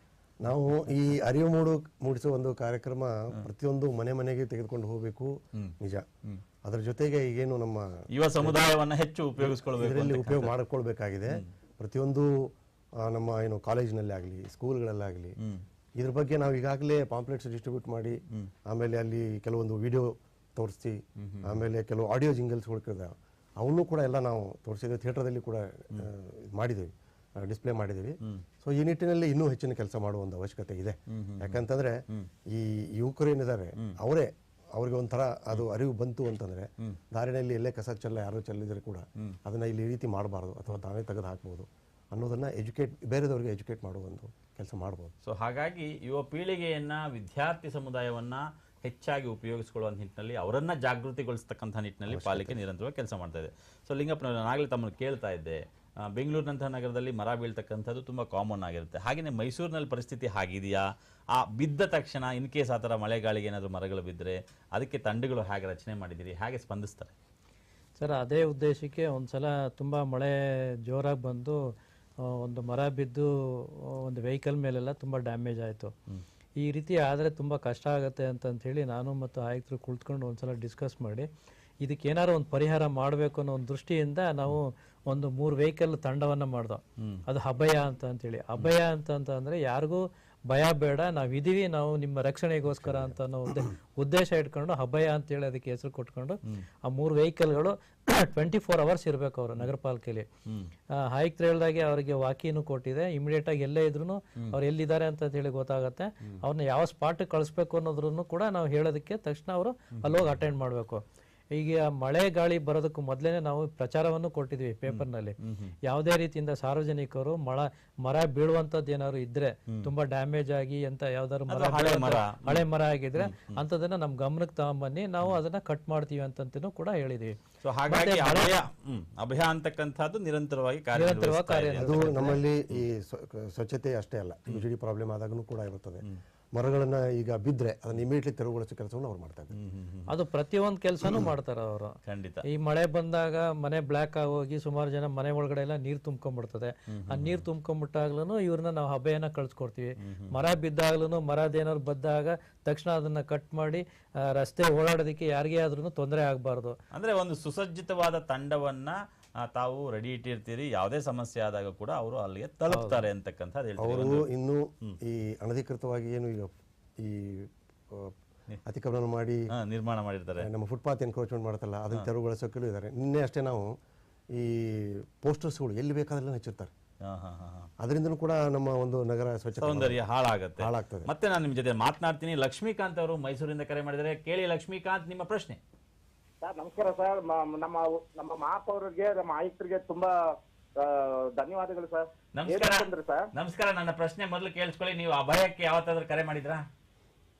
ಏನ್ ಸರ್? ಅಭಯ ಅಂತ ತಂಡ ಇದೆಯಲ್ಲ, ಅದಕ್ಕೆ ಯಾವ್ದಾದ್ರು ಕರೆ ಮಾಡಿದ್ರ ಸಮಸ್ಯೆಗೆ? ಇಲ್ಲಲ್ಲ ಸರ್. ಸೊ ನಿಮ್ಗೇನ್ ಸಮಸ್ಯೆ ಆಗಿಲ್ಲ ಹಾಗಾದ್ರೆ? ಇಲ್ಲ, ಅದು ಏನು ಅಂತಂದ್ರೆ ಸರ್, ನಮ್ಮ ಸಮಸ್ಯೆ ಏನು ಅಂತಂದ್ರೆ, ನಾವು ಮಕ್ಕಾಜಿ ಚೌಕ ವಾಣಿಜ್ಯ ಸಂಕೀರ್ಣ ಅಂತ ಹೇಳ್ಬಿಟ್ಟು ಏನು ಬೋರ್ಡ್ ಹಾಕಿ ನೀವು ವಾಣಿಜ್ಯ ಸಂಕೀರ್ಣ ಹೊರಗಡೆ ನಡೀತಾ ಇದೆ ಸರ್, ಅದರ ಮುಂಭಾಗದಲ್ಲಿ ಯೂರಿನಸ್ ರಾಜಾರೋಷವಾಗಿ ನಡೀತಾ ಇರುತ್ತೆ ಸರ್. ಬೆಳಗ್ಗೆಯಿಂದ ರಾತ್ರಿವರೆಗೂ ಯಾವ ಲೇಡೀಸ್ ಆದ್ರೂ ಓಡಾಡ್ತಾ ಇರ್ಲಿ, ಯಾವ ಜೆಂಟ್ಸ್ ಆದ್ರೂ ಓಡಾಡ್ತಾ ಇರ್ಲಿ, ಅಲ್ಲಿ ರಾಜಾರೋಷವಾಗಿ ಯೂರಿನಸ್ ಮಾಡ್ತಾ ಇರ್ತಾರೆ. ನಾನು ನನ್ನ ಫೋನ್ ಒಂದಿನ ಕೆಟ್ಟೋಗ್ಬಿಟ್ಟು ನಾನು ವಾಣಿಜ್ಯ ಸಂಕೀರ್ಣದಲ್ಲಿ ಅಲ್ಲಿ ಆಸೋಸ್ ಸರ್ವಿಸ್ ಸೆಂಟರ್ ಇದೆ, ಅಲ್ಲಿ ಹೋಗಿ ನಾನು ಅಲ್ಲಿ ಫೋನ್ ರಿಪೇರಿ ಕೊಡಕ್ ಹೋದಾಗ ನನಗೆ 1 ನಿಮಿಷ ತಲೆ ಸುತ್ತ ಬಂದಂಗ ಆಗೋಗ್ಬಿಟ್ಟು ನಾನು ಅವ್ರಿಗೆ ಕೇಳಿದೆ, ಹೆಂಗ್ರಿ ಕುತ್ಕೊಂಡು ಕೆಲಸ ಮಾಡ್ತೀರ ತಾವು ಅಂತ ಹೇಳ್ಬಿಟ್ಟು. ಸರ್, ಇದ್ರ ಬಗ್ಗೆ ನಾನು MP ಅವ್ರಿಗೂ ಕಂಪ್ಲೇಂಟ್ ಕೊಟ್ಟಾಯ್ತು, ಆಯುಕ್ತರು ಕಂಪ್ಲೇಂಟ್ ಕೊಟ್ಟಾಯ್ತು, ವಲಯ ಕಚೇರಿ 6 ಆಯುಕ್ತರಿಗೆ ಕೊಟ್ಟಾಯ್ತು ಕಂಪ್ಲೇಂಟ್. ಯಾರು ಈ ಕಡೆ ಸುಳುತ್ತಾ ಇಲ್ಲ ಸರ್. ನಾನು ಏನ್ ಮಾಡಿ ಒದ್ದಾಡೋದು ಗೊತ್ತಾಗ್ತಾ ಇಲ್ಲ ಅಂತ ಅವ್ರಿಗೆ ಒಂದು ಚಾರ್ಟೇ ತೋರಿಸಿದ್ರು ಸರ್ ನನಗೆ ಕಂಪ್ಲೇಂಟ್ ಗಳು ಕೊಟ್ಟಿರೋದು. ಲಕ್ಷ್ಮೀಕಾಂತ್ ಅವರೇ, ಒಬ್ಬ ನಾಗರಿಕರಾಗಿ ನೀವು ಸಮಸ್ಯೆಯನ್ನ ನೋಡಿದಾಗ ನೀವು ಅಭಯ ತಂಡಕ್ಕಿರಬಹುದು ಅಥವಾ ಯಾರಿಗಾದ್ರೂ ದೂರು ಕೊಟ್ಟಿದ್ರಾ? ಬಹುಶಃ ದೂರವಾಣಿ ಕರೆ ಕಟ್ ಆಗಿದೆ. ಅಂದ್ರೆ ಸಮಸ್ಯೆ ಇದೆ ಅಂತ ಬರೀ ಬೇಸರ ಮಾಡ್ಕೊಳ್ಳೋದಕ್ಕಿಂತಲೂ ಸಂಬಂಧಪಟ್ಟವರಿಗೆ ದೂರು ದಾಖಲಿಸಿರ್ಬೋದು ಅಥವಾ ಖುದ್ದಾಗಿ ಹೋಗಿ ಹೇಳ್ತಕ್ಕಂಥದ್ದು ಕೂಡ ಬಹಳ ಮುಖ್ಯ. ಬಂದಿದೆ. ನಾವು ಪ್ರತಿನಿತ್ಯ ಅಲ್ಲಿ ಸ್ವಚ್ಛ ಮಾಡ್ತೇವೆ. ಆದ್ರೆ ಅಲ್ಲಿ ಏನಾಗಿದೆ ಅಂದ್ರೆ ಒಳಗಡೆ ಅದು ಮಕಾಜಿ ಚೌಕ್ ಅಂತ ಒಂದು ಸುಮಾರು 200 ಮಳಿಗೆಗಳನ್ನ ಕಟ್ಟಲಾಗಿದೆ ಅಲ್ಲಿ. ಅದ್ರ ಎದುರುಗಡೆನೆ ಈ ಮೊದಲು ಏನೋ ಕೆಲವರು ಅಂಗಡಿಕಾರರಿದ್ರು, ಅವ್ರನ್ನ ರಿಹಾಬಿಲಿಟೇಷನ್ ಮಾಡಬೇಕಾಗಿದೆ. ಸೊ ಈಗ ಅದನ್ನ ಆ ಕೆಲಸವನ್ನ ಈಗ ಒಂದು ಪ್ರಯಾರಿಟಿ ಮೇಲೆ ತೆಗೆದುಕೊಂಡಿದ್ದೇವೆ.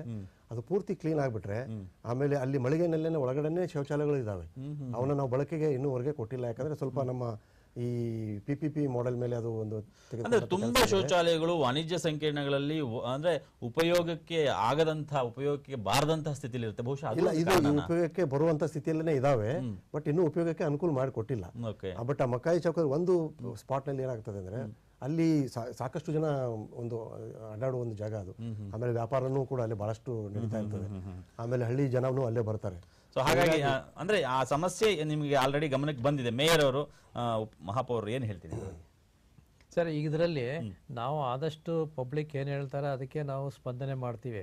ಅದಕ್ಕೆ ತಕ್ಕಂತೆ ಪಬ್ಲಿಕ್ಕು ಕೂಡ ನಾವು ಸ್ಪಂದನೆ ಮಾಡ್ಬೇಕು. ಅವರು ಈಗ ನಾವು ಇಂಥ ಕಡೆ ಹೋದಾಗ ಬೇರೆಯವರಿಗೆ ಅನಾನುಕೂಲತೆ ಆಗತ್ತೆ. ಇಲ್ಲಿ ಮಾಡಿದಾಗ ನಾವು ಮೂತ್ರ ವಿಸರ್ಜನೆ ಮಾಡಿದಾಗ ಈ ಕ್ರಿಮಿಕೀಟಗಳು ಬಂದು, ಸೊಳ್ಳೆಗಳು ಬಂದು ಬೇರೆಯವ್ರಿಗೆ ಕಡ್ದಾಗ ಅದು ರೋಗ ಬರ್ತದೆ, ತೊಂದರೆ ಆಗತ್ತೆ. ನಾವು ಇದನ್ನ ಮಾಡಬಾರ್ದು ಅಂತೇಳಿ ಅವ್ರಿಗೂ ಕೂಡ ತಿಳುವಳಿಕೆ ಬರಬೇಕು ಸಾರ್ವಜನಿಕರಲ್ಲಿ. ಈಗ ನಾವು ಸಾಕಷ್ಟು ಶೌಚಾಲಯಗಳನ್ನ ಮಾಡಿದೀವಿ, ಅಲ್ಲೇ ಹೋಗಿ ಅವ್ರು ಮಾಡ್ಬೇಕು ಹೊರತು ಅದ್ ಬಿಟ್ಬಿಟ್ಟು ಬೇರೆ ಸ್ಥಳಗಳಲ್ಲಿ ಯಾಕೆ ಹೋಗ್ಬೇಕು ಅವರು? ಹಾಗಾಗಿ ನಾನು ಹೇಳೋದೇನು ಅಂತಂದ್ರೆ ಸಾರ್ವಜನಿಕರಲ್ಲೂ ಕೂಡ ನೀವು ಇದನ್ನ ತಿಳುವಳಿಕೆ ಇಟ್ಕೊಂಡು ಇದನ್ನ ತಪ್ಪಿಸ್ಬೇಕು ಅಂತೇಳಿ ನಾ ಕೇಳ್ಕೊತೀನಿ. ಅಂದ್ರೆ ವೀಕ್ಷಕರಿಗೆ ಒಂದು ಮಾತನ್ನ ಹೇಳಿಕ್ ಬಯಸ್ತೀನಿ. ವೀಕ್ಷಕರೇ, ತುಂಬಾ ಸಲ ನಾವು ಮಾಡ್ತಕ್ಕಂಥ ತಪ್ಪು ನಮ್ಮ ಒಂದು ಕ್ಷಣದ ಮೈಮರೆವು ನಮ್ಮದೇ ಆರೋಗ್ಯ ಸಮಸ್ಯೆಗಳಿಗೆ ಎಡೆ ಮಾಡಿಕೊಡುತ್ತೆ.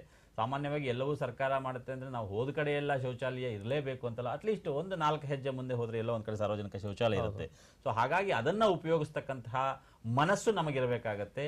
ಮತ್ತು ಆ ಸಾಮಾಜಿಕ ಜವಾಬ್ದಾರಿಯನ್ನ ಪ್ರತಿಯೊಬ್ಬ ನಾಗರಿಕರು ಕೂಡ ಪಾಲಿಸಿದಾಗ, ಆವಾಗ ಸರ್ಕಾರ ಅಥವಾ ಪಾಲಿಕೆ ಏನಾದರೂ ಸ್ಪಂದಿಸದೇ ಇದ್ದಾಗ ಖಂಡಿತ ಅದನ್ನ ವಿರೋಧ ಮಾಡಬಹುದು, ಪ್ರತಿಭಟಿಸಬಹುದು ಮತ್ತು ನ್ಯಾಯವನ್ನ ಕೇಳಬಹುದು. ಸೊ ಹಾಗಾಗಿ ಧನ್ಯವಾದ ಲಕ್ಷ್ಮೀಕಾಂತ್ ಅವರು. ನಿಮ್ಮ ಪ್ರಶ್ನೆಗೆ, ನಿಮ್ಮ ಸಮಸ್ಯೆಗಳು ಈ ರೀತಿ ಇದ್ದಾಗ ದಯಮಾಡಿ ಪಾಲಿಕೆಯ ಕಚೇರಿಗೆ, ಅಧಿಕಾರಿಗಳಿಗೆ ಅದನ್ನ ನೀವು ತಲುಪಿಸಿ. ಅವರು ಕಂಟ್ರೋಲ್ ರೂಮ್ ಕೂಡ ನೀವು ಕರೆ ಮಾಡಬಹುದು. ಮತ್ತೊಂದು ದೂರವಾಣಿ ಕರೆ ಇದೆ ಅನ್ಸುತ್ತೆ, ನೋಡೋಣ. ಹಲೋ. ಹಲೋ, ನಮಸ್ಕಾರ ಸರ್. ರವೀಂದ್ರ ಸಿಂಗ್ ಅವರೇ ನಮಸ್ಕಾರ. ಮೈಸೂರು ಹೇಗಿದೆ? ಮೈಸೂರು ಸ್ವಚ್ಛ ಭಾರತದಲ್ಲಿ ತುಂಬಾ ಒಳ್ಳೆ ಕಾರ್ಯಕ್ರಮ ನಡೀತಾರೆ. ಮಹಾಪೌರರು ನಮ್ಮ ಎದುರುಗಡೆನೆ ಟಿವಿನಲ್ಲೇ ಕಾಣ್ತಾ ಇದ್ದಾರೆ. ಸಂಜೆ 6 ಗಂಟೆ ಮೇಲೆ ಏನ್ ಸ್ವಚ್ಛ ಭಾರತ ಮಾಡಿರ್ತೀರಾ ಅದೇ ಜಾಗದಲ್ಲಿ ಫುಟ್ಪಾತ್ ವ್ಯಾಪಾರದಿಂದ ನಾನಾ ತರ ಸ್ವಚ್ಛ ಭಾರತನ ತೊಂದರೆ ಆಯ್ತಾ ಇದೆ. ಉದಾಹರಣೆ, ದೊಡ್ಡ ಗಡಿಯಾರ ಎದುರುಗಡೆ ಅಪೆರಟಾಕಿಸ್ ರೋಡು, ಜೊತೆಗೆ ರಂಜಿತಾಗಿಸ್ ಎದುರುಗಡೆ ಮಹದೇಶ್ವರ ದೇವಸ್ಥಾನದ ರಸ್ತೆ ರೋಡು. ಇದರಲ್ಲಿ ಪರ್ಮನೆಂಟ್ ಆಗಿ ಬೇರೆ ಅಧಿಕಾರಿಗಳ ಸಂಪರ್ಕ ಇಟ್ಕೊಂಡು ವ್ಯವಹಾರ ಅಚ್ಚುಕಟ್ಟಾಗಿ ನಡೀತಾ ಇದೆ. ಮಹಾಪೌರರು ಸಂಜೆ 6 ಗಂಟೆ ಮೇಲೆ ಗಮನ ಹರಿಸಿ ಅದನ್ನ ತೆರವುಗೊಳಿಸಬೇಕು ಅಂತ ನನ್ನೊಂದು ಮನವಿ.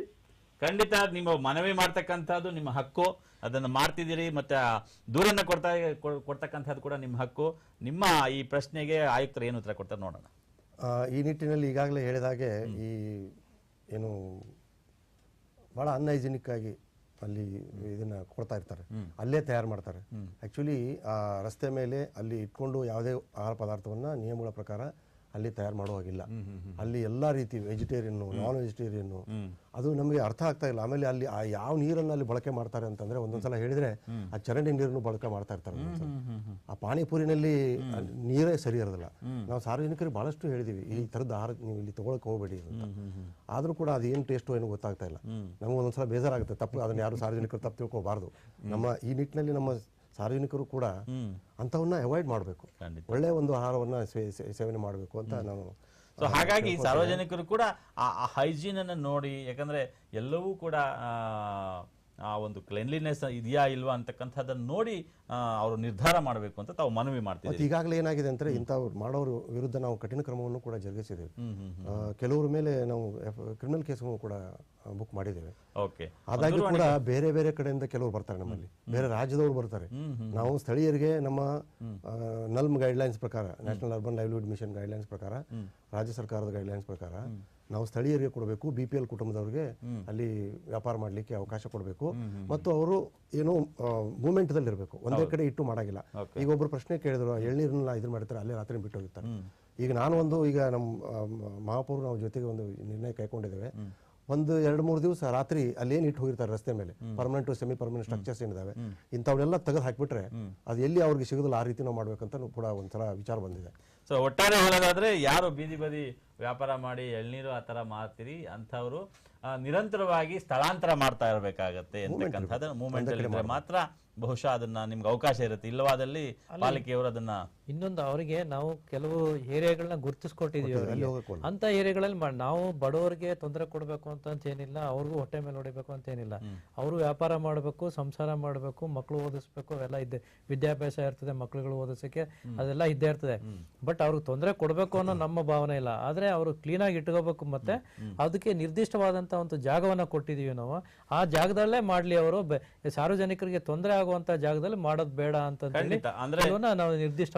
ವೀಕ್ಷಕರೇ, ಒಂದು ಮಾತನ್ನ ಅರ್ಥ ಮಾಡ್ಕೊಳ್ಬೇಕಾಗತ್ತೆ. ಸಾಮಾನ್ಯವಾಗಿ ಪಾಲಿಕೆಯವರು ಯಾವ ಸ್ಥಳವನ್ನ ಗುರುತಿಸ್ತಾರೆ ಅಲ್ಲಿ ಬೀದಿ ಬದಿಯ ತಿಂಡಿಗಳಿರಬಹುದು, ಎಳ್ನೀರಿರಬಹುದು, ಈ ತರದನ್ನ ಇಟ್ಕೊಳ್ಬೇಕು. ಅದು ಒಂದು ಅಟ್ಲೀಸ್ಟ್ ಆವಾಗ ಅದು ಬಹುಶಃ ಬದಲಾವಣೆ ಕೂಡ ಆಗ್ತಾ ಇರಬಹುದು. ಅದನ್ನ ಪಾಲಿಸ್ತಕ್ಕಂಥದ್ದು ಬೀದಿ ಬದಿ ವ್ಯಾಪಾರಿಗಳ ಆದ್ಯ ಕರ್ತವ್ಯವಾಗುತ್ತೆ ಅಂತಕ್ಕಂಥದ್ದು ಮಹಾಪೌರರು ಮತ್ತೆ ಪಾಲಿಕೆ ಆಯುಕ್ತರು ಇಬ್ರು ಹೇಳ್ತಾರೆ. ಒಂದು ದೂರವಾಣಿ ಕರೆ ಇದೆ, ಮತ್ತೆ ನಿಮ್ ಜೊತೆ ನಾನು ಮಾತನಾಡ್ತೀನಿ. ಶಿವಾನಂದ್ ಅವರು ಮೈಸೂರಿಂದ. ನಮಸ್ಕಾರ ಶಿವಾನಂದ್, ನಿಮ್ಮ ಪ್ರಶ್ನೆ. ನಮಸ್ಕಾರ ಸರ್. ನಮಸ್ಕಾರ ಸರ್, ಮೊದಲು ಈ ಸ್ವಚ್ಛ ಭಾರತ ಅಭಿಯಾನದ ಬಗ್ಗೆ ನಾವು ಚಂದನ ಕಾರ್ಯಕ್ರಮ ಒಂದು ಅಭಿಯಾನವನ್ನ ಆರಂಭ ಮಾಡಿರೋದಕ್ಕೆ ನಮಗೆಲ್ಲ ತುಂಬಾ ಅಭಿನಂದನೆಗಳು ಸರ್. ಧನ್ಯವಾದಗಳು. ದೂರದರ್ಶನದ ನಿರಂತರ ಪ್ರಯತ್ನವೇ ಹೀಗೆ ಸಮಾಜಮುಖಿ ಆಗಿರ್ತಕ್ಕಂಥದ್ದು. ಹೇಳಿ ಸರ್. ನಮ್ಮ ಮೈಸೂರು ಆಯುಕ್ತರು ಕೂಡ ಇದ್ದಾರೆ, ಅವ್ರಿಗೂ ಮತ್ತೆ ಮಹಾಪೌರರಿಗೆಲ್ಲ ನಮ್ಮ ಧ್ವನಿ ಸಲ್ಲಿಸ್ತಾ ಸರ್, ಈಗ ಮೈಸೂರಲ್ಲಿ ಈಗ ನಂಬರ್ 1 ಬಂದಿರೋದಕ್ಕೆ ಸ್ವಚ್ಛ ಭಾರತ ಇದಕ್ಕೆ ಬಹಳ ಖುಷಿ ಆಗ್ತದೆ. ನಾವು ಆ ನಗರ ವಾಸಿಗಳಾಗಿ ನಮ್ಮ ನಗರಕ್ಕೆ ಒಂದು ಭಾರತದಾದ್ಯಂತ ನಂಬರ್ 1 ಸ್ಥಾನ ಸಿಕ್ಕಿದೆ ಅಂತ ಹೇಳಿ ಬಹಳ ಹೆಮ್ಮೆ ಅಂತಕ್ಕಂಥ ವಿಷಯ. ಆದ್ರೂ ಇನ್ನೂ ಸುಮಾರು ಇದೆಯಲ್ಲ, ಹೆಂಗಪ್ಪ ಇನ್ನು ಮೈಸೂರಿನಲ್ಲಿ ನಾವು ಇರತಕ್ಕಂಥ ಏರಿಯಾಗಳಾಗಿರ್ಬೋದು, ಉದಾಹರಣೆಗೆ ಶಕ್ತಿನಗರ ಮತ್ತೆ SP RMS layout, Rajkumar road, ಇಂಥ ಕಡೆ ಎಲ್ಲ ಕಸಗಳು ಅಲ್ಲಲ್ಲೇ ಗುಡ್ಡೆ ಹಾಕಿರ್ತಾರೆ. ಮತ್ತೆ ಈ ಕಸ ತಗೊಂಡೋಗೋರು ಕೂಡ ಅಲ್ಲಲ್ಲೇ ಸುರಿದ್ಬಿಟ್ಟು ಚಿಕ್ಕ ಲಾರಿಗಳಲ್ಲಿ ಆಮೇಲೆ ಬೇರೆ ಹೊಟ್ಟೋಗಿರ್ತಾರೆ. ಆಮೇಲೆ ಕೇಳಿದ್ರೆ ಅಲ್ಲಿ ದೊಡ್ಡ ಲಾರಿಲಿ ಬರ್ತಾರೆ ಸರ್, ತಗೊಂಡೋಗ್ತಾರೆ, ಅದಕ್ಕೋಸ್ಕರ ಇಲ್ಲಿ ಜಂಪ್ ಮಾಡಿದೀವಿ ಅಂತ ಹೇಳ್ತಾರೆ. ಅದ್ ನಾಯಿಗಳು ಅವು ಇವೆಲ್ಲ ಬಂದು ಅದೆಲ್ಲ ಆ ಕಡೆ ಈ ಕಡೆ ಚೆರಡಿ ತುಂಬಾ ಸುಮಾರು ಸಗಲ ಒಂದು ಅಂದ್ರೆ ಎಲ್ಲೆಂದು ಅಲ್ಲಿ ಕಸ ಸುರಿದು ಯಾವುದೋ ಒಂದು ಕಾರಣವನ್ನ ಹೇಳಿ ತಪ್ಪಿಸ್ಕೊಳ್ತಕ್ಕಂಥದ್ದನ್ನ ನೀವು ಅಬ್ಸರ್ವ್ ಮಾಡಿದಿರಿ. ಅದಕ್ಕೆ ಆಯುಕ್ತರು ಏನು ಉತ್ತರ ಕೊಡ್ತಾರೆ ಅಂತ ನನಗೆ ಕೇಳ್ತೀನಿ. ಹೇಳಿ ಸರ್. ಇಲ್ಲ, ಇದ್ರ ಬಗ್ಗೆ ನಾವು ಪ್ರತಿನಿತ್ಯ ನಾವು ಏನು ರೌಂಡ್ಸ್ ತೆಗೆದುಕೊಳ್ಳುವಾಗ ಪರಿಶೀಲನೆ ಮಾಡಿದ್ದೇವೆ.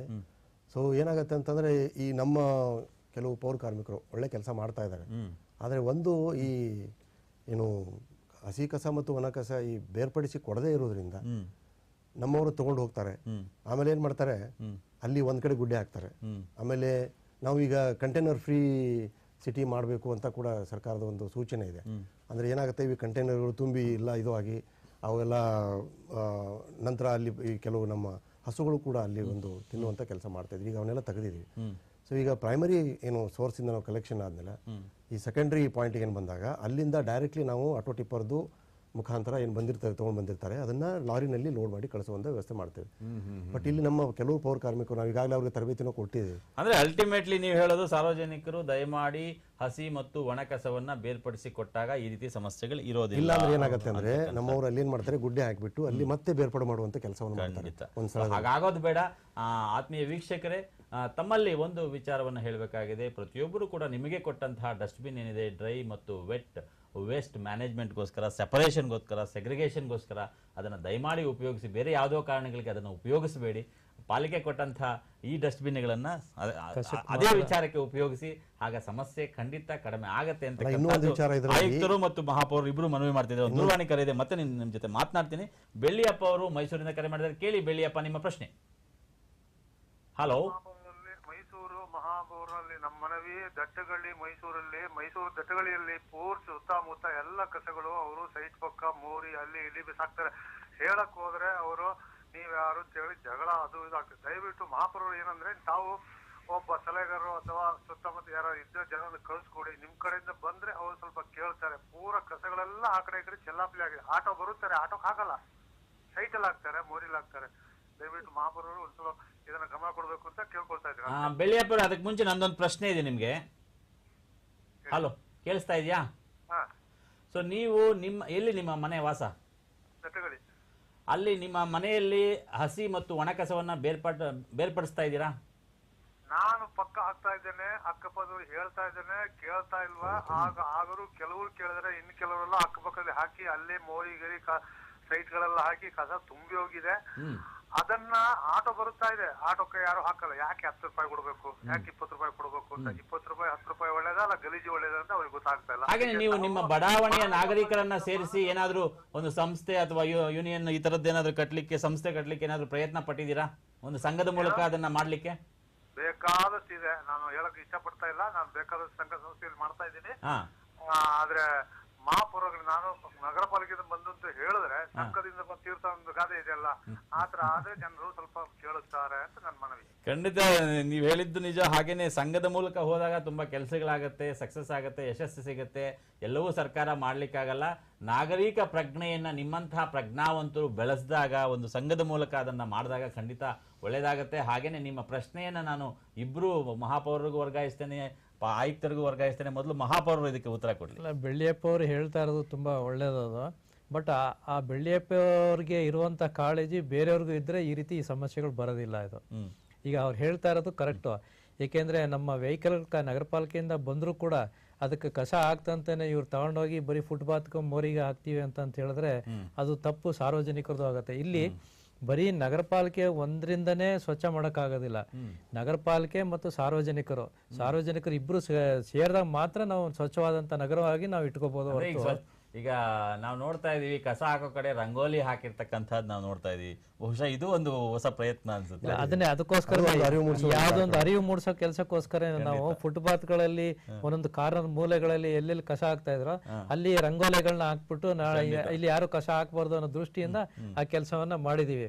ಹೀಗಾಗಿ ಅದು ಕೂಡ ಮಾಡಿದ್ರು ಕೂಡ ಸಾರ್ವಜನಿಕರು ತಿಳುವಳಿಕೆ ಇಲ್ದಂತಾನೆ ಕೆಲವರು ಆ ರೀತಿ ಹಾಕಿದಾಗ ಅದು ಅವ್ರದೇ ತಪ್ಪಾಗತ್ತೆ. ಹಾಗಾಗಿ ಪ್ರಜ್ಞಾವಂತರು ಆ ನಿಟ್ಟಿನಲ್ಲಿ ಕೆಲಸ ಮಾಡ್ಬೇಕಾಗತ್ತೆ. ಯಾಕಂದ್ರೆ ಪ್ರತಿಯೊಂದು ಪಾಲಿಕೆ ಮಾಡುತ್ತೆ ಅನ್ನೋದಕ್ಕಿಂತ ಕೂಡ ನಾವು ಕೂಡ ಇನ್ನೊಂದು ವಿಚಾರ ಇದರಲ್ಲಿ ಡಸ್ಟ್ಬಿನ್ ದಲ್ಲಿ ವಿಚಾರದ ಏನು ಅಂತಂದ್ರೆ, ಈಗ 1,50,000 ಕೊಟ್ಟಿದ್ದೀವಿ. ನಮ್ಮಲ್ಲಿ 12 ಲಕ್ಷ ಜನಸಂಖ್ಯೆ, 2 ಲಕ್ಷಕ್ಕೂ ಹೆಚ್ಚು ಕುಟುಂಬಗಳಿದಾವೆ. ಇನ್ನು ಕೆಲವರು ಏನ್ ಹೇಳ್ತಾರೆ, ಇನ್ನೂ ಒಂದು 50,000 ಏನು ಕುಟುಂಬಗಳಿದಾವೆ, ನಮಗೂ ಕೊಡಿ ಅಂತ ಕೇಳ್ತಾರೆ. ಅಂದ್ರೆ ಪಾಲಿಕೆಯಿಂದನೇ ಕೊಡಿ ಅಂತ ಹೇಳ್ತಾರೆ. ಒಂದು 200 ರೂಪಾಯಿ ಖರ್ಚು ಮಾಡಿಬಿಟ್ಟು 2 ಡಸ್ಟ್ಬಿನ್ ಅವರೇ ತೆಗೆದುಕೊಂಡು ಅದನ್ನ ಬೇರೆ ಬೇರೆ ವಿಂಗಡಿಸಿ ಕೊಟ್ಟರೆ ಎಷ್ಟು ಅನುಕೂಲ ಆಗುತ್ತೆ. ಅಂದ್ರೆ 2 ಸಮಸ್ಯೆಗಳನ್ನ ನಿಮ್ಮ ಮಾತಿನಲ್ಲಿ ನನಗೆ ಕಾಣ್ತಿದೆ. ಒಂದು, ಕೊಟ್ಟಂತಹ ಡಸ್ಟ್ಬಿನ್ಗಳನ್ನ ಉಪಯೋಗ ಮಾಡದೇ ಇರತಕ್ಕಂಥ ಒಂದು ವರ್ಗ, ಅಥವಾ ಡಸ್ಟ್ಬಿನ್ ಕೊಟ್ಟಿಲ್ಲ 200 ರೂಪಾಯಿ ಕೊಟ್ಟು ನಾನ್ಯಾಕೆ ತೆಗೆದುಕೊಳ್ಬೇಕು, ಪಾಲಿಕೆನೇ ಕೊಡ್ಲಿ ಅಂತ. ಬಹುಶಃ ಇದು ಈ ಮನಸ್ಥಿತಿ ಬದಲಾಗಬೇಕಾಗಿದೆ. ಒಂದು ದೂರವಾಣಿ ಕರೆ ಇದೆ, ನಾನು ಮತ್ತೆ ನಿಮ್ ಜೊತೆ ಮಾತನಾಡ್ತೀನಿ. ಮಂಜುನಾಥ್ ಅವರು ಮೈಸೂರಿಂದ ಕರೆ ಮಾಡಿದರೆ. ಕೇಳಿ ಮಂಜುನಾಥ್, ನಿಮ್ಮ ಪ್ರಶ್ನೆ. ಸರ್ ನಮಸ್ಕಾರ. ನಮಸ್ಕಾರ ಸರ್, ಮಹಾಪೌರರಿಗೂ ಹಾಗೂ ಆಯುಕ್ತರಿಗೂ ನಮಸ್ಕಾರ. ನಮಸ್ತೆ, ಹೇಳಿ ಸರ್. ಈಗ ನನ್ನಲ್ಲಿ ಒಂದು ಮನವಿ ಏನಂದ್ರೆ, ತಮ್ಮಲ್ಲಿ ಈ ಮೈಸೂರು ಸುಂದರ ನಗರ, garden city and palace city ಅಂತ ಹೊಂದಿರುವಂತ ನಗರ ಮೈಸೂರು. ಪ್ರಶ್ನೆ ಕೇಳಿ ನೇರವಾಗಿ. ಸರ್, ಈಗ ಮೈಸೂರು ಅರಮನೆ ಸುತ್ತ ಎಷ್ಟು ಗಲೀಜಿದೆ ಅಂದ್ರೆ ಸರ್, ಅಲ್ಲಿ ಖಂಡಿತ ನಾನು ಕೇಳ್ಕೊಳ್ಳೋದೇನಂದ್ರೆ, ಖುದ್ದಾಗಿ ಆಯುಕ್ತರು ಮತ್ತೆ ಮಹಾಪೌರರು ಖುದ್ದಾಗಿ ಪರಿಶೀಲಿಸ್ಬೇಕು. ಆ ಅರಮನೆ ಸುತ್ತ ತುಂಬಾ ಗಲೀಜಿದೆ, ಅಲ್ಲಿ ಕ್ಲೀನಿಂಗ್ ಅನ್ನೋದು ಆಗ್ತಾ ಇಲ್ಲ ಸರ್ ಪೂರ್ತಿ.